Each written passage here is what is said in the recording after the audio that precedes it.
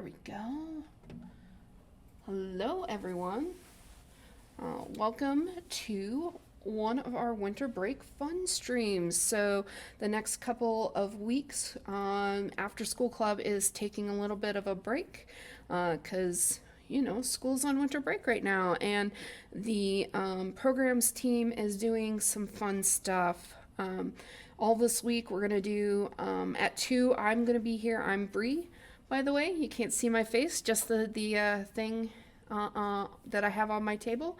But all this week we are going to be doing fun stuff. I'm going to be doing some stuff that I love doing. Ruth is going to be here in the evenings, and she's going to be playing some games and having some fun. Next week we're going to have Kim is going to be knitting some mittens, and that's going to be a lot of fun. Kafaya is going to be doing some fun stuff. We're just going to have a lot of fun this week and next week. So without further ado, the first thing that I'm doing this week is something that I absolutely love doing, and that's just basic bookbinding. So we're going to talk about how to take paper and make fun books from it. This is one of the ones we're going to be talking about today, and it's called the pamphlet stitch, where you can take and sew books. The other one that we're going to talk about today, if you're in the Omaha area, I think you probably recognize this logo, or maybe this one, but this is called stab stitch binding or Japanese binding, and we're going to talk about both of those today and how to do them. Also, just a tiny bit about how I did this engraving here on this paper. So let's start with our pamphlet stitch, which is the easier stitch.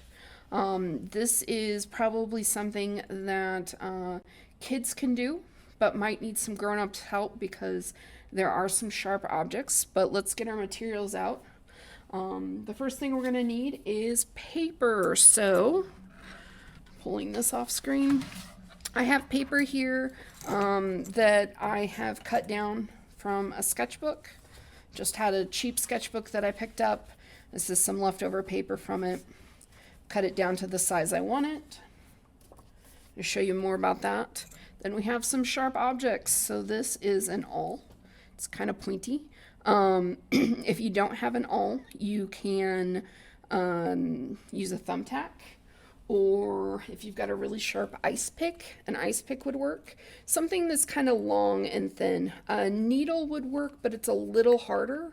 If you had a particularly sharp, thick needle, that would work really well. All right, you also are going to need an X-Acto knife, and you're probably going to need some spare blades. We're going to be cutting a lot of paper. After a certain amount of paper cut, the X-Acto knives get pretty dull, and they can actually be kind of dangerous. So we want to make sure that our X-Acto knives are nice and sharp. You're going to need some needles. So I've got a couple of different kinds of needles here. Excuse my inelegant way of storing them, but some nice embroidery needles with good big eyes, because we're going to use thicker than normal thread to bind things. You're going to need some thread. So this is personalised cotton. It's embroidery floss. Basically, you're going to need thread that is thicker than regular sewing thread. Just get those out of the way. I also have here just some, I think I got this at Valentine's Day in the cheap section at Target, but it's some nice little cord. And I'm actually going to use this to bind our Japanese, our stab stitch binding. Get that out of the way. Gonna need scissors, binder clips. This will help us hold things together. Variety of binder clips depending on the sizes you need, and then I've got a good metal ruler here with cork backing. I recommend these versus a plastic one or a wooden one, because with an X-Acto knife you can certainly shave off a plastic one or a wooden one, and then the cork backing just helps it from really sliding and moving around. So let's talk about the pamphlet stitch. All right, so I've got my sheets here, and the first thing I'm going to do, you know what? I'm missing my bone folder. Where did my bone folder? There it is. So this isn't a required tool, but it's certainly a very useful tool. So this is a bone folder, and it's called a bone folder because, well, it's made of bone. So this is actually bone that has been sort of carved into this shape. It's got a nice pointy edge to it that's not too sharp, but it's really durable. And what this does is helps you make really nice creases and also engrave things. So I'm going to use my bone folder to actually help me make really sharp creases on my folds. So the first thing I'm going to do for bookbinding is I'm going to fold my paper and create my signature. So a signature is simply a group of folded papers that are together. So I've already got a start on it. I've already folded some sheets. 1, 2, 3, 4, 5, 6, 7. I'm going to do about 10 here. This is nice thick paper, so I don't want to do more than 10. If you have something like copy paper you're using, you could certainly do more, but I wouldn't do more than 20.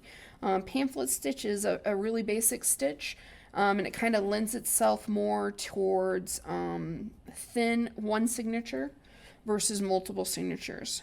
On Wednesday, we're actually going to do Coptic binding, which is where we put multiple signatures together to create a bigger book. But today we're doing little books.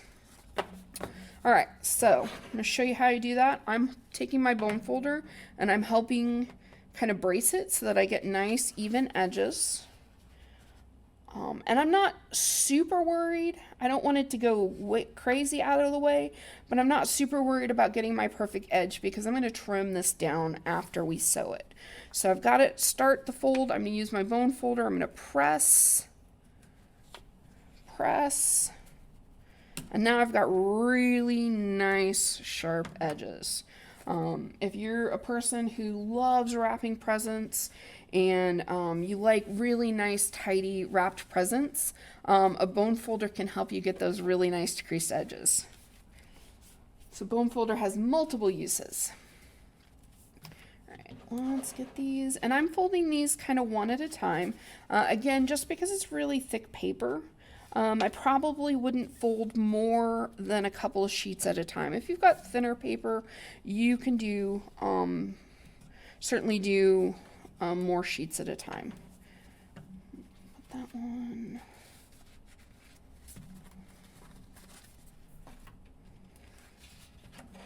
Last one here. And these are great to give as gifts. Keep them as for yourself. You can certainly print out gridded paper from a pattern on the internet and print it. You could do graph paper. You could even do lined paper. I'm just doing a sketchbook paper because that's what I happen to have a great deal of. So, all right, I've got my signature here. You can see it's nicely folded. You'll notice, it might be a little hard to see, but the edges aren't completely flush. And that's because it's paper folded into paper, and so it's not going to be completely flush. We're going to cut that down. So this book here, everything is really flush, and there's no edges sticking out. That's because I cut it down after I sewed it. So we're going to wait until we've completely sewed everything together to cut this down. All right, now we need to make a cover for it. So I've got some cardstock here. Nice holiday pattern. And I'm going to do a little bit of measuring. Let's see, we're going to do 5 1/4 inches. So 5 1/4 plus 5 1/4. Actually, no, that's 5 3/4. You know what? I'm reading this wrong. 5 3/4 and 5 3/4. That's 10. 3/4 and 3/4 is 1.5. So that's 11.5 inches. So it's going to be 11. Our cover is going to be 11.5 inches long, and then 6.5 inches tall. So looks like I ripped that coming out, so let's flip it this way. And this is 12-inch wide scrapbook paper that I'm working on. And it's fairly durable. It's not the heaviest scrapbook paper in the world. I deliberately didn't choose the thicker paper because it's a little harder to fold. So I want something that is heavy enough that it's going to stand up to a cover, but not so heavy that I have a hard time folding it. So I got my pencil here. I'm going to make a tiny bit of mark. We said 11 and a half. So I'm just going to make the tiniest bit of mark, and then 11 and a half by, what do we say, 6 and a half. So there's my mark, and 6 and a half. And we're going to mark this again. We always do 2 marks. Because commercial cut paper is not always cut straight.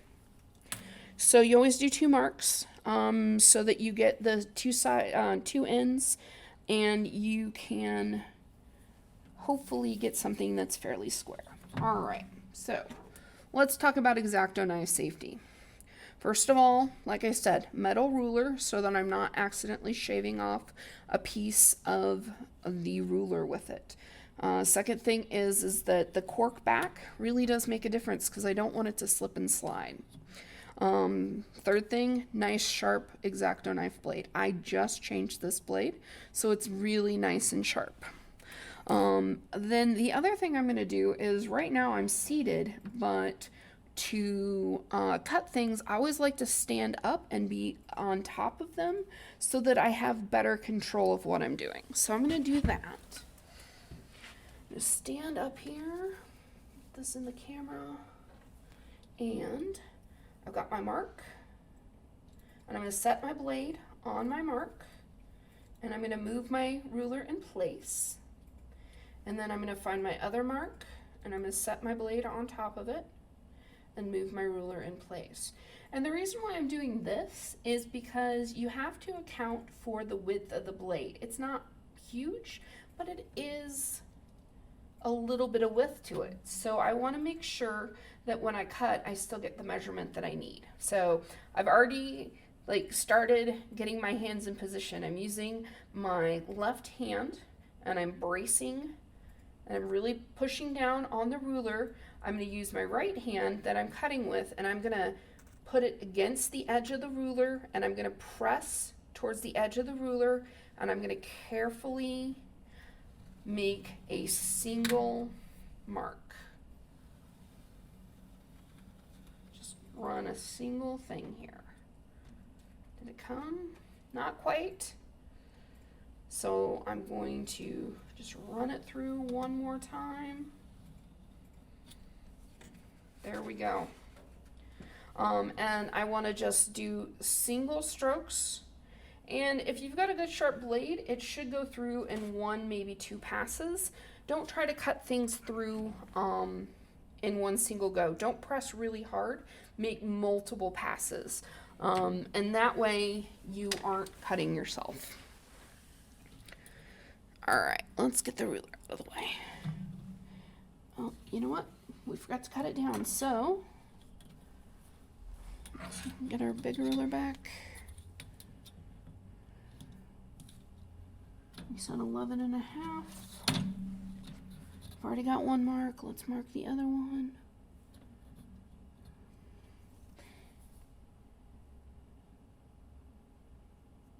There we go.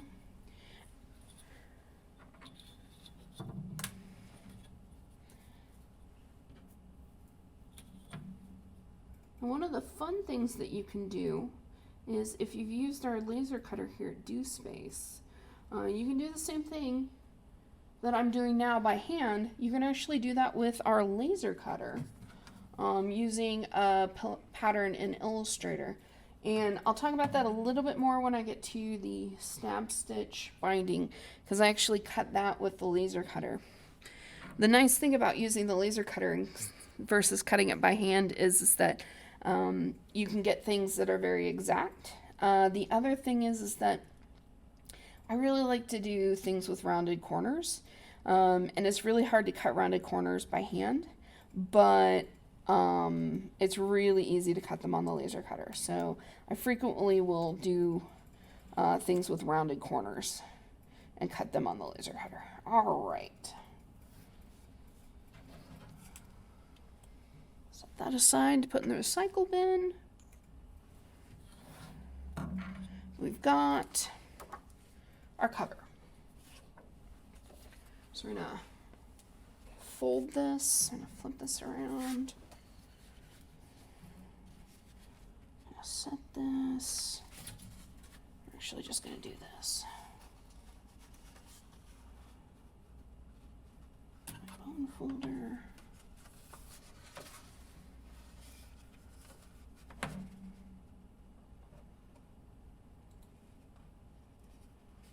Press that down.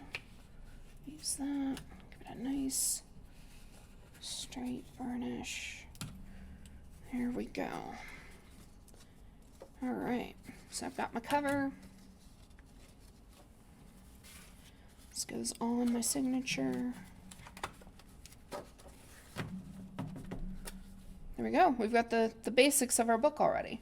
So now we can start pressing holes in it and sewing it. So the stitch that I'm going to teach you for this is the 5-hole pamphlet stitch. So the first thing that we have to do is do 5 holes. So I've got just a regular piece of copy paper here.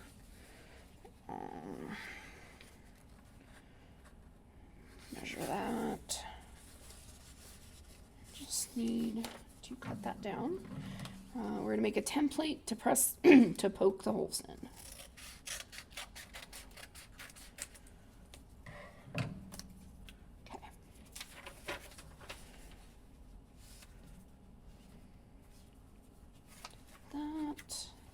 So the first thing that we're going to do is I'm going to fold this in half so I can get find the middle hole.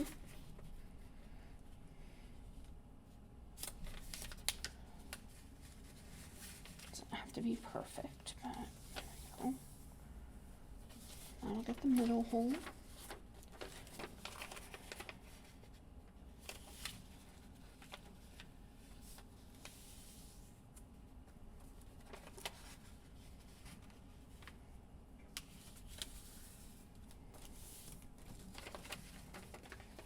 One, 2, 3 holes.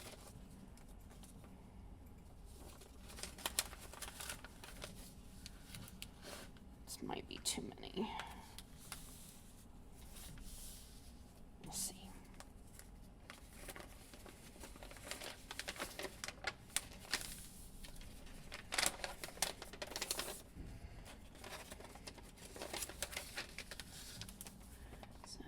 I'm going to mark them with my pencil. I've got a hole here. 1, 2, 3, 4, 5, 6, 7. So I don't want to do that. Hole here. Hole here. Hole here. Hole here. 1, 2, 3, 4, 5. All right. So basically, I just want to have the holes at fairly even lengths. That actually should be right.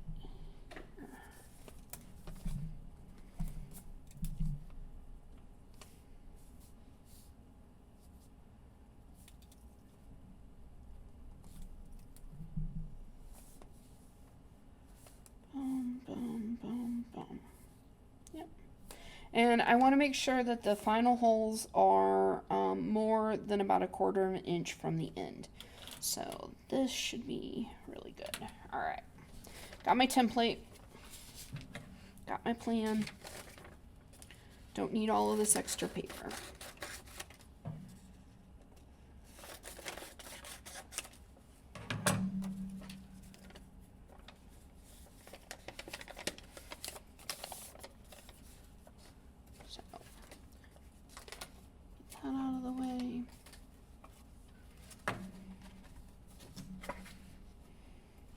So I'm opening my book, setting my template in the corner, or in the fold, and I'm going to use a couple of binder clips.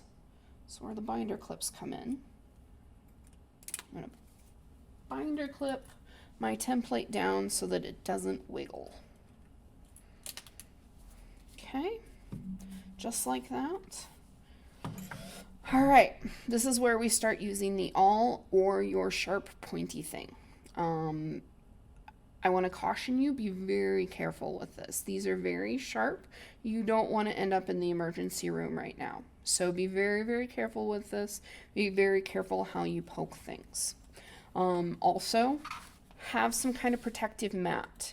If you don't have a mat like I'm using, a cutting mat like I'm using, use a nice big wad of paper underneath.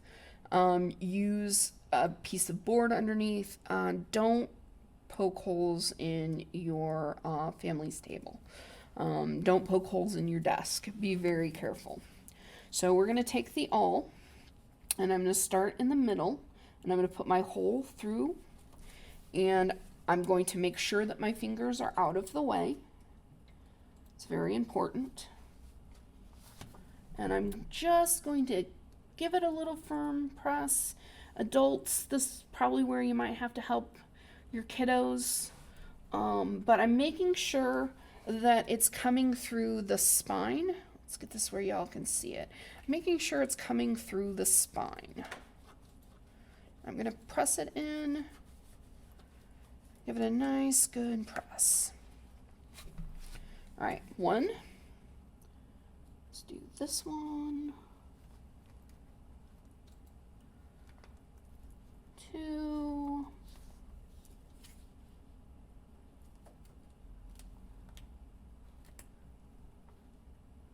Three.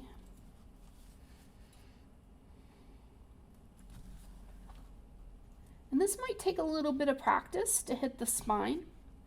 I've done this several times before, so I kind of know what to feel like, but it might take some practice for you to do the same thing. You know, learning any new skill, you're not going to hit it immediately on the first try. You're probably going to have to make a couple of them, but that's kind of the fun in doing this, is just to have some fun and make things. All right, and we can take our template out.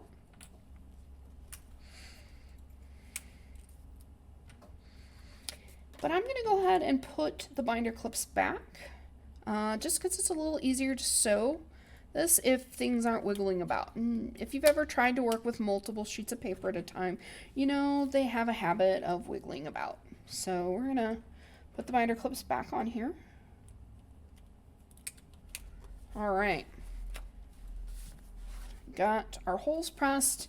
Time to start with needle and thread. So I'm going to do, these are embroidery needles that have nice big eyes to them, and our camera is not good enough that you can see that, but that's got a nice big eye. It's also kind of sharp. I was practicing doing something yesterday and managed to poke myself pretty good, so be careful. And I've got my embroidery floss here. You can use something called waxed linen thread, and in fact, if you go to the Dick Blicks in town and get bookbinding equipment, they will have waxed thread. I think Hobby Lobby and Michael's also have it. I'm not a huge fan of that waxed thread. It's really thick and it's a little hard to pull through regular paper. So I really like this, which you can pick up at Michael's or Joann's on the internet and on Amazon. I think this is like a good thickness. Just get something besides regular sewing thread because it's a little too thin. All right, so now I need to have about 5 times the amount of the height of my book. So I'm going to do 1, 2, 3, 4, 5. I want to make sure that I have plenty of thread. I'll probably have extra. I'll probably have more than I need. But I want to make sure that I have plenty of thread here because it's a little hard to add thread once you're going. Get that twisted back up so it's not tangling. All right. So I've got my thread here. I'm gonna thread my needle. You can't see me, but I'm making the needle threading face. If you had a grandmother or a grandfather, great-grandmother, or great-grandfather who taught you how to sew when you were a kid, like mine did, you know the face I'm making. It's that face of concentration. Because as you get older, it seems like the eye of the needle gets smaller and smaller. Trim that up.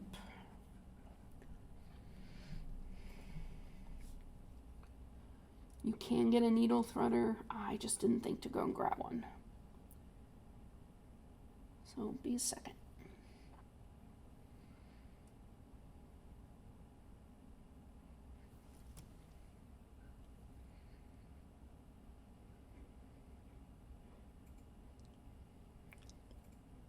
Come on. Sometimes it helps to talk to it.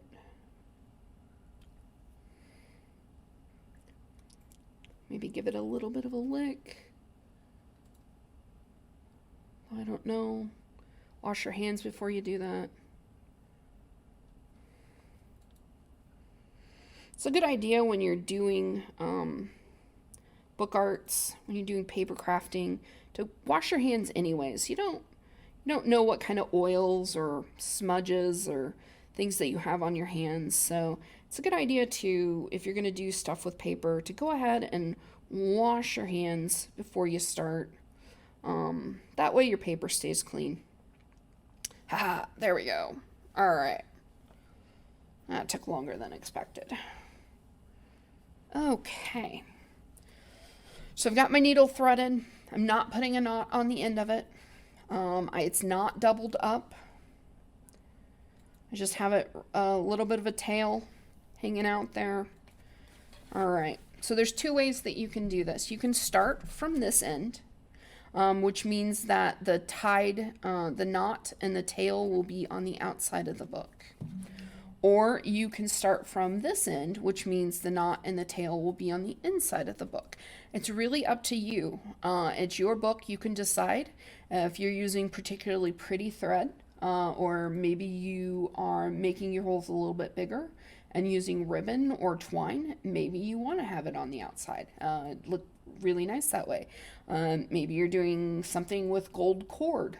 That would be really pretty to have sort of a tassel hanging out. I'm going to go ahead and do mine on the inside. And I'm starting in the center.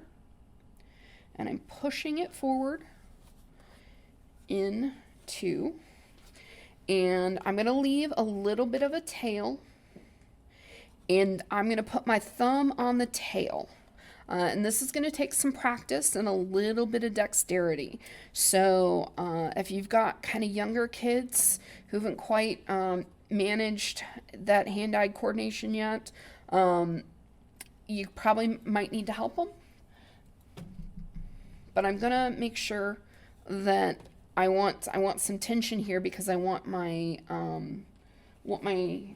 thread to be nice and tight. So if you can see here how these are nice and tight, you kind of have to make sure you're holding on to things. And then I'm sort of pulling this way to the right as I'm doing this. So I'm going to go into the next hole.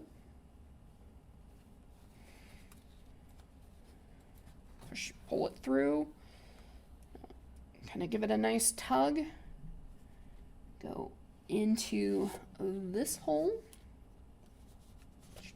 into the top hole there. So it looks like this so far, looks like this, and it looks like this. So now I'm going to go back into this hole.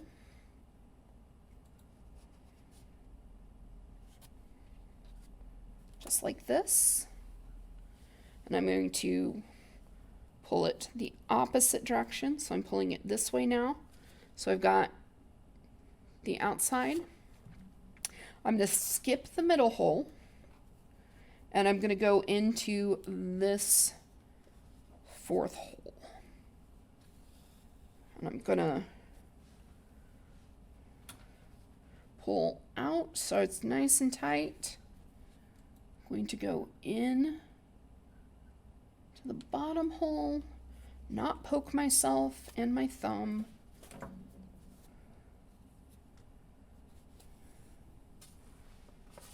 So I'm going to go back to the fourth hole. And don't worry, we're going to do this again. I will unstring this and do this again, just so you get a chance to watch it. It's going to go into the middle now, and I'm going to wiggle it just a tiny bit. Because what we want is to come up on the other side of this middle thread, because we're going to tie the two together around the thread. So there we go. And then we would tie it off. But I'm going to undo this just so that you can see it again. So let's undo this really quick.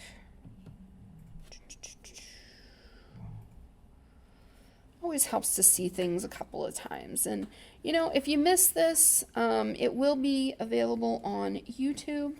So you can go ahead and watch it on our YouTube channel.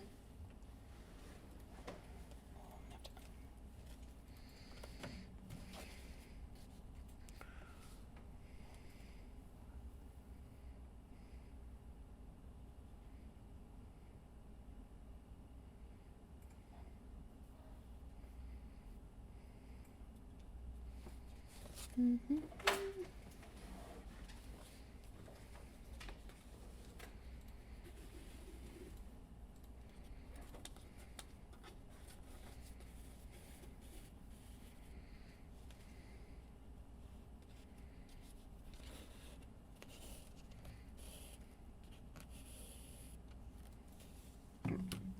One more time.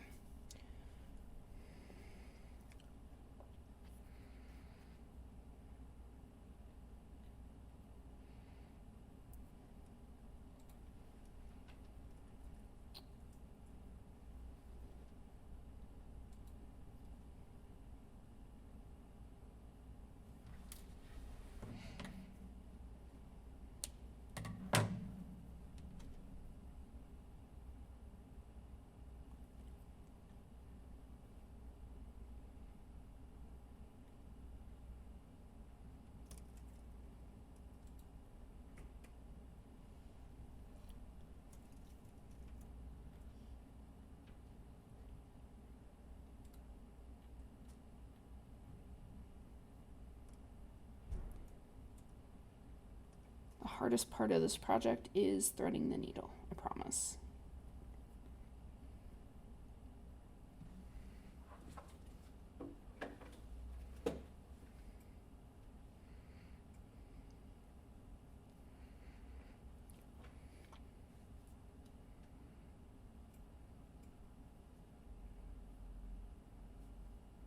There we go. All right.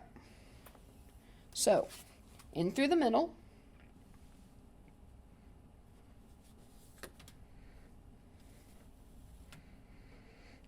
Leave about a 3-inch tail. Hold that with your thumb. In through the middle. Out and then down through the second hole.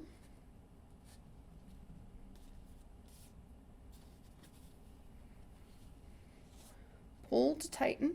Make sure you're holding the tail with your thumb. Through the middle to the first hole. Give it a little tug to tighten it. Back down through the second hole.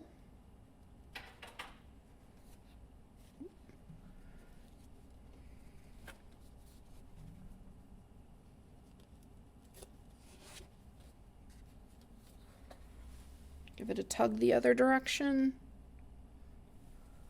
Skip the middle hole. Down to the fourth hole.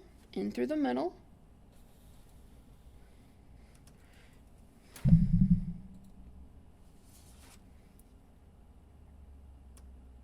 5th hole. Don't poke yourself. I'm always kind of giving it a tug the way the thread is already going.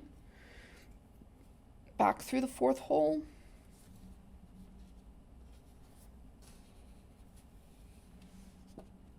And then back through the middle.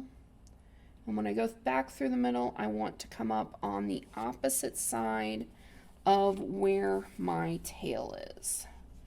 So, might have to flatten the book out a little bit.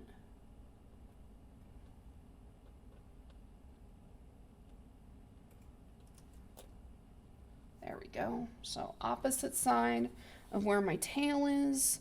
I'm gonna give it a good tug. And now I'm gonna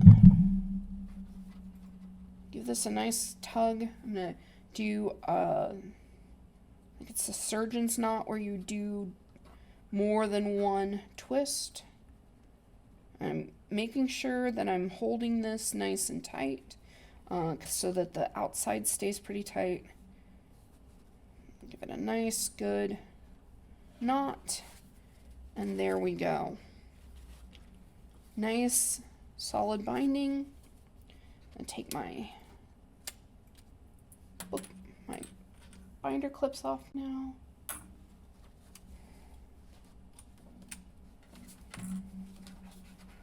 Give this a little bit of a snip. Like I said, I have plenty of extra thread, but I'd rather have extra thread than run out. And there we go. It's now bound, and the last thing that we have to do is to cut it down. So,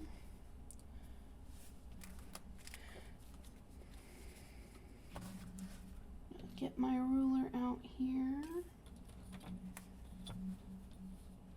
I'm going to make a decision. I'm not going to worry too much about measuring. I'm just going to make sure that it's fairly straight.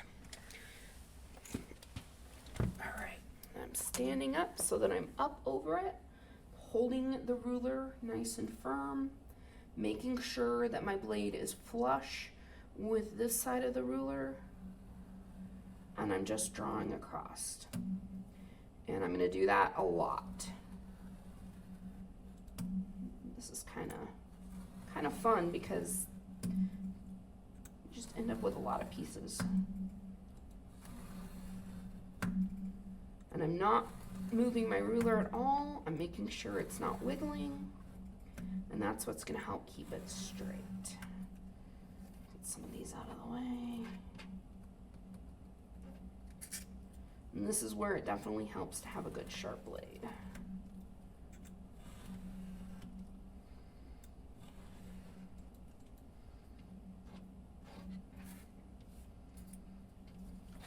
All right. How's this? Isn't that pretty flush? Not seeing any edges there. Looks like it did pretty good cut there. It's a little uneven. Let's do a quick little bit of trim on the ends as well. I don't really want too much of a trim here, just a tiny bit.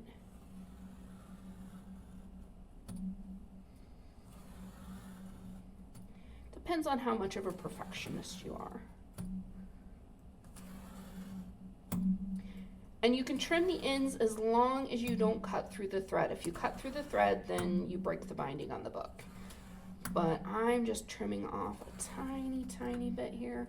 Look how fun that is.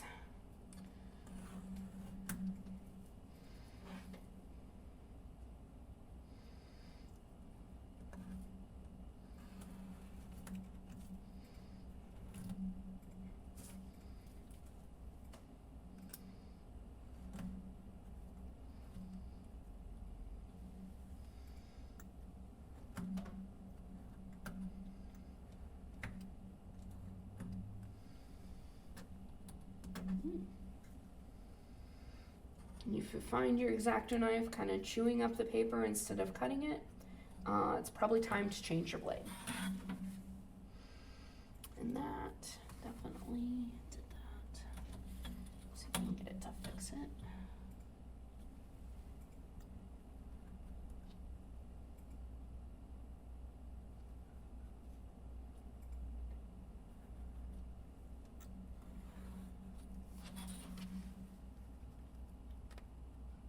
right there.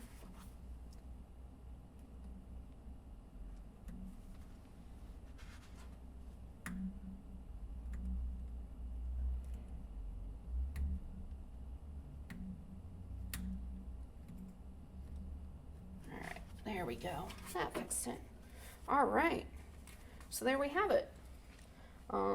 These things are great. You can sit down during winter break and, you know, make yourself a planner for each month of the new year. Looks like there's a couple of spots where I need to actually probably change my X-Acto knife blade. Well, we're just going to cut them like that for now. There we go. All right. I have a really nice custom piece. Somehow I missed a signature. That's funny. That happens once in a while. In fact, it doesn't even have holes in it. So I missed completely getting that in the right order. Even when you've done this before, sometimes you make some mistakes, sometimes you miss something. Part of that is just the fun of learning how to do this. All right, so that is how you do the pamphlet stitch. So let's clean up our workspace a little bit. What did we do with our needle and thread? There we are. All right. Don't want to poke our fingers. Clean up our workspace a tiny bit. Step away from the camera for just a second, because I didn't get the trash can over to here.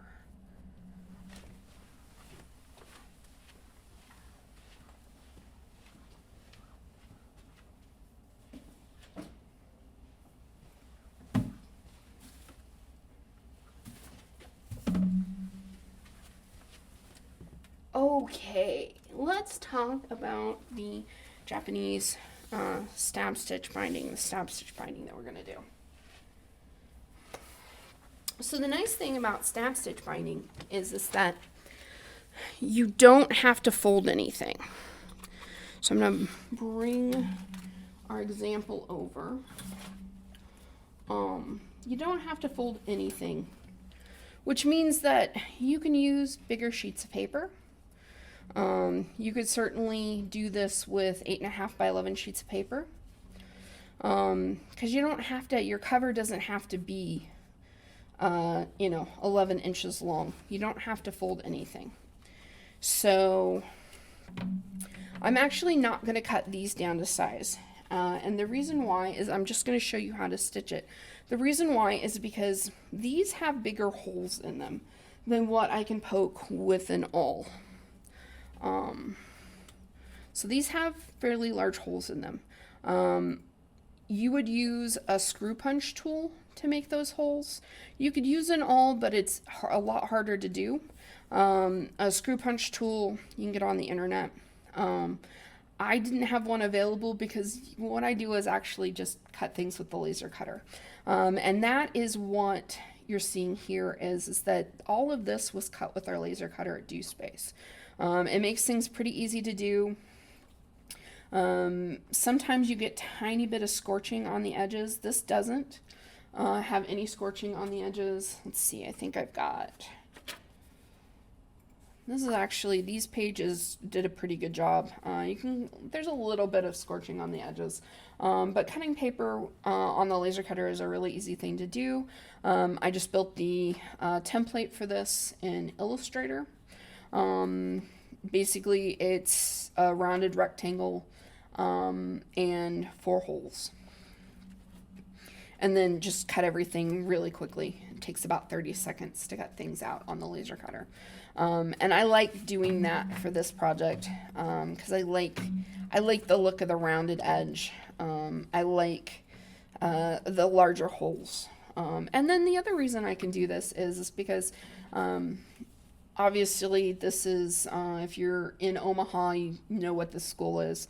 My nieces go to this school. And I took their logo off the website and just put this into the laser cutter and did a light engrave on it. So this is literally a raster engrave on our laser cutter. And it shows up because the core of the cardstock is a lighter color. So that's one of the cool things that you can do with the laser cutter and paper art, is that if you get cardstock that the core of the cardstock is a different color than your paper, you can actually engrave away. Same thing for this one. Obviously UNO logo. You can engrave the logo into the paper, and it's a lot of fun. So let's talk about how to actually bind this one together. And if you're interested in the Illustrator files to cut this on our laser cutter, we can make that available. We'll put the link to those files in the YouTube video. So head over to, this will get posted in a week or so, head over to our YouTube channel and we can show you that. All right. So it's particularly important that you have enough string when you're doing stab stitch binding. You definitely can't add any string on this one. So again, this is about 5 times the amount of string that you want. So 1, 2, 3, 4, and 5. Do a tiny bit extra. Never hurts to have a little bit extra. And then because this is fairly thick cord, I have here just, it's a binding needle. It's not a special needle. Quite frankly, I'm using it because the eye of it is thick enough to handle the thread. So now,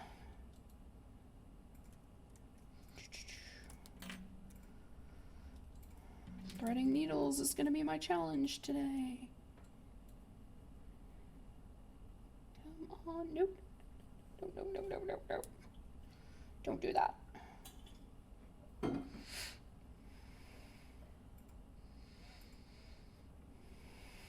And this would be a good one to do kind of with younger kiddos, because you could actually use a plastic yarn needle and thicker thread. So this is really just learning the pattern for this. So, all right, so we're not doubling it up. We're just doing this. I'm going to go about halfway into the middle of the book. So about here. And I'm going to go, let's get it lined up. And I'm going to go halfway into the middle of the book and up through the 3rd hole. So into the middle of the book, up through the 3rd hole. I'm going to leave about a 3-inch tail, and I'm going to make sure that the tail goes into the book like this. So now I got my sandwich. Make sure this is all lined up. Tail's in the middle. I don't need to worry as much about tension here. I'm just holding this, and I'm going to go on the other side. I'm going to go back through the 3rd hole. So I'm going to come up. I'm going to come up on this side of the, there we go. Let's get you out of the way.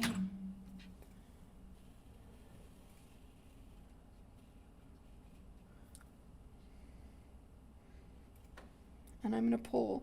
I'm not going to pull super firm because I don't want to pucker anything.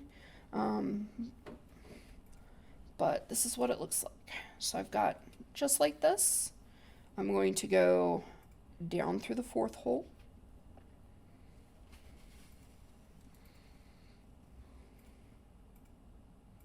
I'm going to go around and back down through the 4th hole.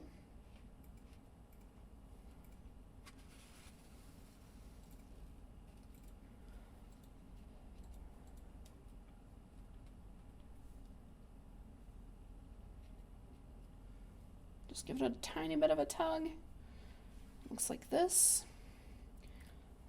I'm going to go back down through the fourth hole.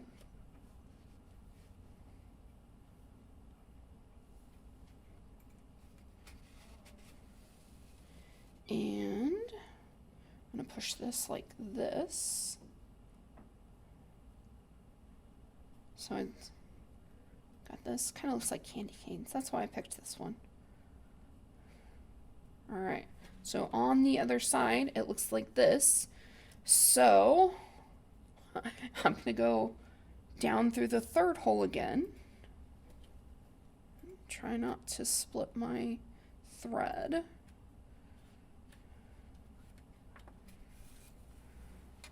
So now I've got this on this side, this on this side. I'm going to go into the second hole.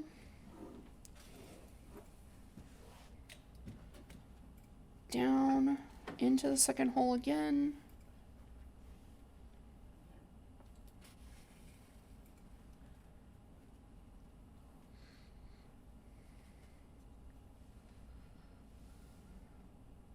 Okay, so it looks like this.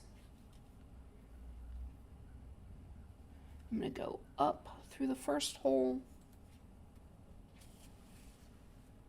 So it looks like this.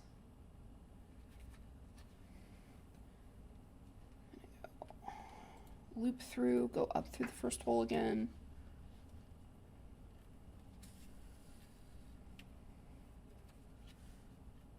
Go up through the first hole again.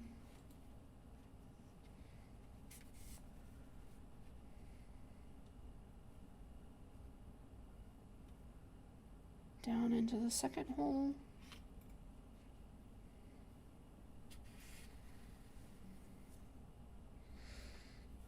Turn it over. You can see I've got this last hole. This is the hole I started with, the third hole. This, now, we're going to split the book open a little bit. This is going to be the tricky part, is I'm going to go in through the third hole, and I'm going to wiggle my needle a little bit because I don't want to go all the way through the third hole. I want to go just enough that I can get in where my tail is and not split the thread. Come here, you. In through here. There we go. And this needle is particularly nice because it's got a little bit of a curve to it. So it helps me kind of get in there. All right, so that finished off. So I've got a complete line here, complete line here. And the last thing I do is